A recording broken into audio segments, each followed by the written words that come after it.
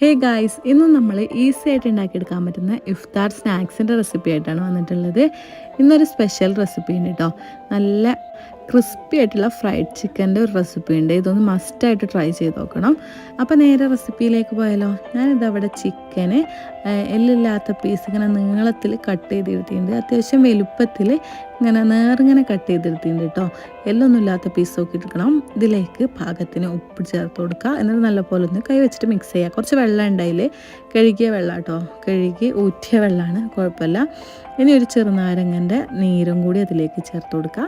പിന്നെ അതിലേക്ക് കുറച്ച് കുരുമുളക്, ഒരു 1/4 ടീസ്പൂണോളം മതിയാവും, അതും ചേർത്ത് കൊടുക്കുക. ഇഞ്ചി വെളുത്തുള്ളിയും പേസ്റ്റാണ്, അതും കൂടി ചേർത്ത് കൊടുക്കുക. പിന്നെ കുറച്ചുകൂടി വെള്ളം ആഡ് ചെയ്യുന്നുണ്ട്, അതൊന്ന് മുങ്ങിക്കിടക്കാൻ പാകത്തിന് വെള്ളം ആഡ് ചെയ്യുന്നുണ്ട്.